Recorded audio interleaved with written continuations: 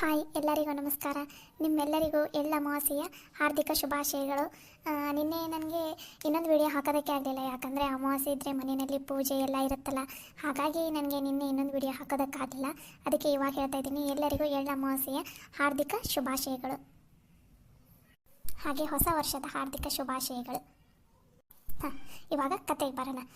ಇವಳ ಹೆಸರು ಕವಿತಾ ಅಂತ. ಇವ್ರ ತಂದೆ ಹೆಸರು ಸಿದ್ದೇಗೌಡ, ತಾಯಿ ಹೆಸರು ಗಂಗಾ ಅಂತ. ಇವರಿಬ್ಬರಿಗೂ ಒಬ್ಬ ಗಂಡ್ಮಗ ಇರ್ತಾನೆ, ಒಬ್ಬಕ್ಕೆ ಹೆಣ್ಮಗಳು. ಈಕೆ ಸಣ್ಣಕ್ಕೆ ಇರ್ತಾಳೆ. ಅಣ್ಣ ಇಲ್ಲಿರೋದಿಲ್ಲ, ಅವನು ಏನೋ ಕೆಲಸದ ಮೇಲೆ ಹೊರಗಡೆ ಹೋಗಿದ್ದಾನೆ ಇವಾಗ. ಇವರು ನಮ್ಮ ಸುತ್ತಮುತ್ತಲು 8 ಊರಿನಲ್ಲಿನೇ 8 ಹಳ್ಳಿನಲ್ಲಿನೇ ಭಾಳ ಅಂದರೆ ಭಾಳ ಶ್ರೀಮಂತರು ಇವರು. ಈ ಕವಿತಾಗೆ ಇವ್ರ ಮನೆಯವರಿಗೆಲ್ಲ ಒಂದು ಸ್ವಲ್ಪ ಸೊಕ್ಕು ಜಾಸ್ತಿನೇ ಇರುತ್ತೆ, ಯಾಕಂದರೆ ಎಲ್ಲರಿಗಿಂತ ನಾವೇ ತುಂಬ ಶ್ರೀಮಂತ ಇರೋದು ಈ ಊರಲ್ಲಿ ನಾ ಹೇಳಿದ್ದೆ ನಡೆಯೋದು ಅಂತ ಒಂದು ಸ್ವಲ್ಪ ಸೊಕ್ಕು ಅಹಂಕಾರ ಎಲ್ಲ ಜಾಸ್ತಿ ಇರುತ್ತೆ. ಓಕೆನಾ?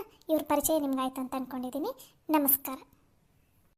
ಹಾಗೆ ನಿಮ್ಗೆಲ್ರಿಗೂ ನಮ್ಮ ವಿಡಿಯೋ ಇಷ್ಟ ಆಗ್ತಾ ಇದೆ ಅಂತ ಅಂದ್ಕೊಂಡಿದ್ದೀನಿ. ಇಷ್ಟ ಆದರೆ ದಯವಿಟ್ಟು ನೀವು ಕಾರ್ಟೂನ್ ಜಗತ್ತು ಹಾಗೂ ಫ್ಯಾನ್ಸ್ ಕಾರ್ಟೂನ್ಗೆ ದಯವಿಟ್ಟು ವಿಡಿಯೋಸ್ಗೆಲ್ಲ ಲೈಕ್ ಮಾಡಿರಿ, ಶೇರ್ ಮಾಡಿರಿ, ಕಮೆಂಟ್ ಮಾಡಿ, ಹಾಗೆ ಸಬ್ಸ್ಕ್ರೈಬ್ ಆಗಿ, ಮತ್ತು ಪಕ್ಕದಲ್ಲಿರೋ ಬೆಲ್ ಐಕಾನ್ ಮೇಲೆ ಕ್ಲಿಕ್ ಮಾಡಿ. ಹಾಗೆ ಇನ್ನೊಂದು ಮಾತು, ಈ ಶನಿವಾರದ ಬೆಳಗ್ಗೆ ವಿಡಿಯೋದಲ್ಲಿ ನನಗೆ ಯಾರ್ಯಾರು ಕಮೆಂಟ್ ಮಾಡ್ತೀರಲ್ಲ ಡೈಲಿ, ಅವರೆಲ್ಲರ ಹೆಸರನ್ನು ಹೇಳ್ತೀನಿ. ದಯವಿಟ್ಟು ಮಿಸ್ ಮಾಡದೆ ನೋಡಿ. ನಮಸ್ಕಾರ.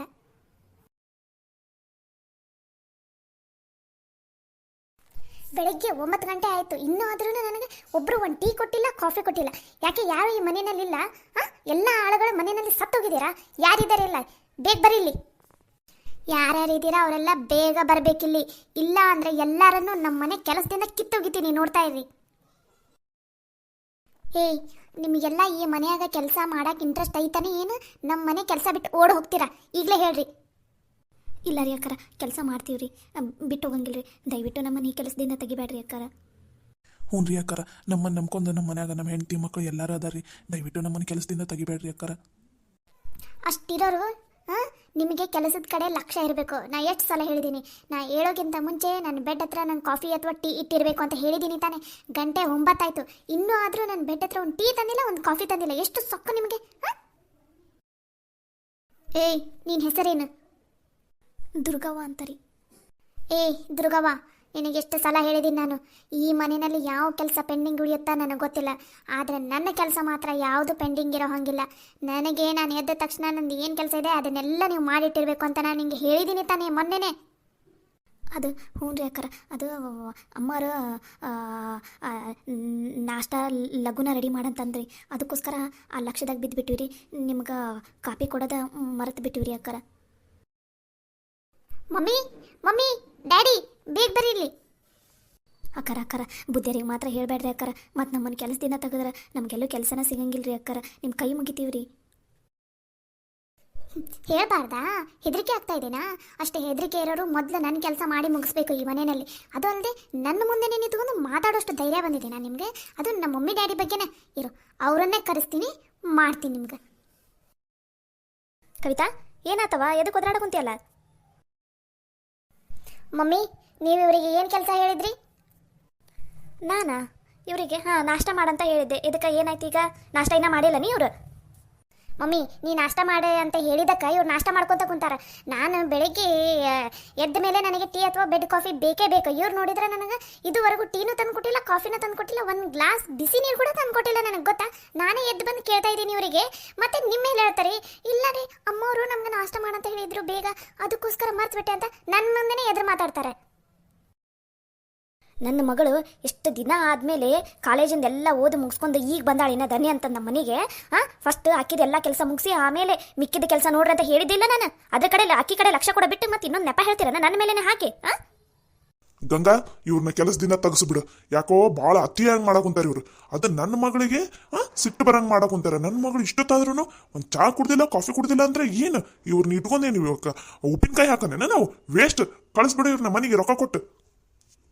ಅಯ್ಯ ಬುದ್ಧಿಯಾರ, ಹಂಗೆ ಮಾಡಬೇಡ್ರಿ, ತಪ್ಪಾತ್ರಿ ಬುದ್ಧಿಯಾರ. ಅದು ನಾಷ್ಟ ಮಾಡಕ್ಕೆ ಕುಂತಿದ್ವಲ್ಲ, ಅದು ಅಲ್ದ ಅವರು ಭಾಳ ದಿನ ಆದಮೇಲೆ ಬಂದಾರಲ್ಲ, ನಮಗೂ ನೆನಪೇ ಇಲ್ಲ ಆಗಿತ್ತು ರೀ ಬುದ್ಧಿಯಾರ. ಇನ್ನೊಂದ್ಸಲ ಹಿಂಗೆ ಮಾಡಂಗಿಲ್ಲ ತಗೋರಿ. ಏನು ಇನ್ನೊಂದ್ಸಲ ಮಾಡಂಗಿಲ್ಲ? ನಿಮ್ಗೆ ಎಷ್ಟು ಸಲ ಹೇಳ್ತಿಲ್ಲ, ನನ್ನ ಮಗಳ ಮನೆಗೆ ಬಂದ್ಲಂದ್ರೆ ನನ್ನ ಮಗಳ ಕಡೆ ಲಕ್ಷ್ಯ ಇರ್ಬೇಕು ನಿಮ್ದು. ಆಕಿಗೆ ಏನು ಬೇಕು ಏನು ಬೇಡ, ಆಕೆ ಹಿಂದೆ ಯಾರೊಬ್ರು ಇದ್ದ ಇರಿ ಅಂತ ಹೇಳ್ತಿಲ್ಲ. ಇಬ್ರು ಅಡುಗೆ ಮನೆಯಾಗ ಕುತ್ಕೊಂಡು ಮಾತು ಹೊಡಿತಿರ್ತಿರಲ್ಲ, ಬರೀ ಇದಾನೆ ನೀವು ಮಾಡೋದು.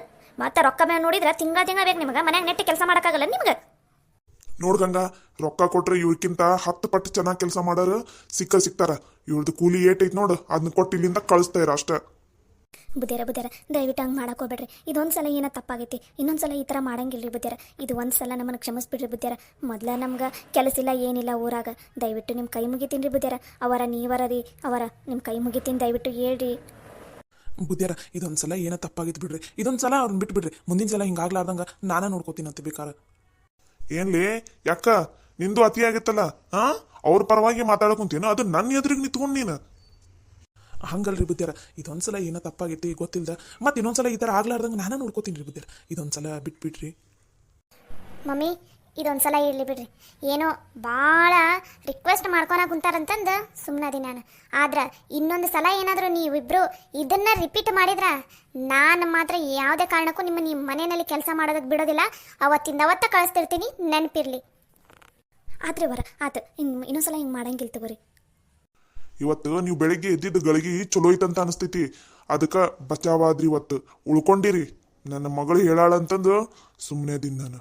ಇನ್ನೊಂದು ಸಲ ಏನಾದ್ರೂ ನೀವು ಹಿಂಗ ಮಾಡಿದ್ರಿ, ನನ್ನ ಮಗಳ ಮನಸ್ಸಿಗೆ ಸ್ವಲ್ಪ ನೋವು ಮಾಡಿದ್ರು ನಾನು ನಿಮ್ಮಿಬ್ರು ಮನ್ಯಾಗ ಇಟ್ಕೊನಲ್ಲ, ಅವತ್ತಿಂದ ಅವತ್ತ ಕೂಲಿ ಕೂಡ ಕೊಡ್ಲಾರ್ದಂಗ ಕಳಿಸ್ತೀನಿ, ನೆನ್ಪಿರ್ಲಿ ನಿಮ್ಗೆ. ಹೇಗಂಗ ಅದು ಏನು ಮಾತಾಡ್ತಿದ್ದಿ ಮಾತಾಡು, ಅದು ಏನು ಎಚ್ಚರಿಕೆ ಮಾತು ಕೊಡ್ತಿದ್ದಿ ಕೊಡು. ಇನ್ನೊಂದು ಸಲ ನಮ್ಮ ಮನ್ಯಾಗ ಇದು ನಡೆಯಂಗಿಲ್ಲ, ನನ್ನ ಮಗಳು ಬಂದು ಈ ಥರ ಒದರಾಡಂಗಿಲ್ಲ ನೋಡು. ಸರಿ ಆತ್ರಿ, ನಾ ಹೇಳ್ತೀನಂತ ತಗೋರಿ. ಕವಿತಾ, ಹೇಳು ಮಮ್ಮಿ. ನೀನು ಹೋಗವ, ಲಘುನ ಹೋಗಿ ಸ್ನಾನ ಮಾಡ್ಕೊಂಬ. ನೀ ಸ್ನಾನ ಮಾಡ್ಕೊಂಬರಷ್ಟಿಗೆ ನಿನಗೆ ಏನೇನು ಇಷ್ಟ ಅದೆಲ್ಲ ನಾಷ್ಟ ನಾ ಮಾಡ್ಸಿರ್ತೀನಂತ. ಲಘುನ ಸ್ನಾನ ಮಾಡ್ಕೊಂಬಂದ್ಬಿಡು, ಸರಿನಾ ಮಗಳ? ಭಾಳ ದಿನ ಆದಮೇಲೆ ಮನೆಗೆ ಬಂದಿದ್ದೀ, ಬರೀ ಹೊರಗಿನ ಊಟನ ತಿಂದಿದ್ದಿ ಇಷ್ಟು ದಿನ.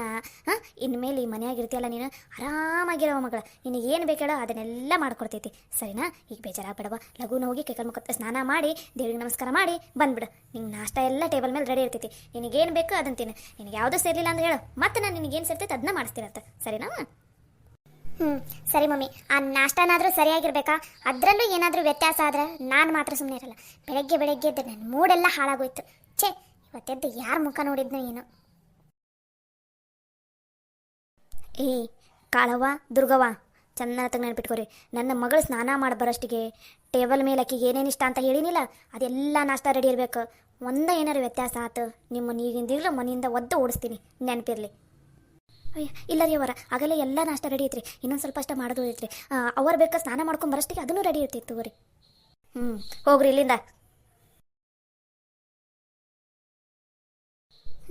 ನನ್ನ ಮಗ ಇವತ್ತ ಬರ್ತೀನಿ ಅಂತ ಅಂದಿದ್ದ, ಅವನು ಇನ್ನೂ ಬಂದೇ ಇಲ್ಲ. ಏನು ಇವತ್ತು ಬರ್ತಾನೋ ಮತ್ತು ಯಾವಾಗ ಬರ್ತಾನೋ ಪುಣ್ಯಾತ್ಮ, ಗೊತ್ತಾಯಿಲ್ಲ. ಅವನದೊಂದು ಹೋದ ಅಂದ್ರೆ ಹೊರಗಡೆ ಲಘುನ ಬರೋದೇ ಇಲ್ಲ. ಮನೆ ಐತನ್ನೋದು ಲಕ್ಷ ಇರಲ್ಲ ಅವನಿಗಂತೂ. ಫೋನ್ ಹಚ್ಚಿ ಮೊದಲು ಮನೆಗೆ ಕರ್ಸ್ಬೇಕು. ಭಾಳ ದಿನದ ಮೇಲೆ ಮಗಳು ಮನೆಗೆ ಬಂದಾಳ, ಮಗನೂ ಮನೆಯಾಗಿದ್ದ ಅಂದ್ರೆ ಆರಾಮ್ ಖುಷಿಯಾಗಿರ್ಬೋದು.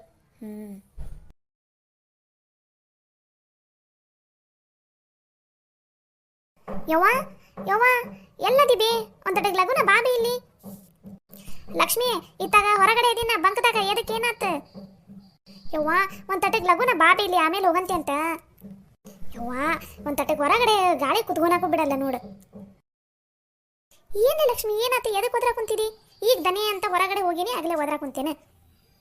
ಯವ್ವ ಹಂಗಲ್ಲ ಬೇ, ಅದು ಎಳ್ಳೊಳಗಿಗೆ ಬೆಲ್ಲ ಏಟ್ ಹಾಕ್ಬೇಕು ಏನಂತ ನಂಗೆ ಗೊತ್ತಾಗಲ್ದು. ಅದಕ್ಕೆ ನೀನು ಅಳ್ತಿದ್ದೆ ಹೇಳ್ಬಾ. ಇಲ್ಲ ಅಂದ, ಯಾಕಂದ್ರೆ ದೇವ್ರಿಗೆ ಪೂಜೆಗೆ ಇಡೋ ತನಕ ತಿನ್ನಕ್ಕೆ ಬರಂಗಿಲ್ಲ. ಅದಕ್ಕೆ ಮತ್ತು ಸಪ್ಪ ಆತಂದ್ರೆ ಯಾರು ತಿನ್ನಂಗಿಲ್ಲ. ಅತಿಯಾಗಿ ಬೆಲ್ಲ ಆತಂದ್ರೂ ನಮ್ಮ ಮನ್ಯಾಗ ತಿನ್ನೋದೇ ಇಲ್ಲ. ಅದಕ್ಕೆ ಬಾ, ನೀನು ನೋಡಿ ಎಷ್ಟಂತ ಹೇಳ್ಬಾ, ನಾನು ಹಾಕ್ತೀನಿ ಅದಕ್ಕೆ ಬೆಳ್ಳಿಗೆ ಬೆಲ್ಲನ. ಯವ್ವ ತಾಯಿ, ಇನ್ನೇನು ಸೊಸಿ ಬರೋದು ಆತ ಮನೆಗೆ, ಇನ್ನಾದ್ರೂ ನಿನಗೆ ಎಳ್ಳು ಹೋಳಿಗೆ ಮಾಡಕ್ಕೆ ಬರವಲ್ದನ್ಲಿ? ಎಷ್ಟು ಎಳ್ಳಿಗೆ ಎಷ್ಟು ಬೆಲ್ಲ ಹಾಕ್ಬೇಕನ್ನೋದು ಗೊತ್ತಾಗವಲ್ದನ ನಿನಗೆ? ಅಯ್ಯೋ ಕರ್ಮ, ಮುದುಕಿ ಆಗಕ್ಕೆ ಬಂದು ಇನ್ನೂ ಅಡುಗೆ ಮಾಡಕ್ಕೆ ಬರವಲ್ದನ್ ನಿನಗೆ? ಯವ್ವ ನೀನು ಸುಮ್ಮನೆ ಬಂದು ಹೇಳ್ಬಾಬೆ, ನನಗೆ ಎಷ್ಟು ಬೇಕಷ್ಟು ಅಡುಗೆ ಮಾಡೋದು ಕಲ್ತಿದ್ದು ನಾನು. ನಂಗೆ ಬರಂಗಿಲ್ಲ. ನೀನು ಯಾವಾಗಲೂ ಹೇಳ್ಕೊಡ್ತಾ ಇರ್ತಿದ್ದೆಲ್ಲ. ಅದಲ್ದೆ ಇಂಥದ್ದು ಹಬ್ಬ ಹರಿದೇನೆ ಏನಾರ ಬಂದ್ರೆ ನೀನು ಅಲ್ಲನ್ಬಿ ಅಡುಗೆ ಜಾಸ್ತಿ ಮಾಡೋದು. ಅದಕ್ಕೆ ನಂಗೆ ಗೊತ್ತಿಲ್ಲ. ನೀ ಆಮೇಲೆ ಮಾತಾಡೋದಂತ, ಮೊದಲು ಲಘುನ ಬಾ. ನಾಳೆ ಸೊಸೆ ಆಕಿ ಬರ್ತಾಳಲ್ಲ ಈ ಮನೆಗೆ, ಆಕೆಯರ ಅಡುಗೆ ಎಲ್ಲ ಮಾಡೋದನ್ನು ಕಲ್ತ್ಕೊಂಡ್ಬಂದ್ರೆ ಅಷ್ಟೇ ಸಾಕು ನನಗೆ. ಇಲ್ಲ ಅಂದ್ರೆ ಮುಂದೆ ಮನೆ ಬರೋ ಸೊಸಿಗೂ ನಾನೇ ಮಾಡ್ಬೇಕಾಕೈತಿ. ನಡಿ ನಡಿ.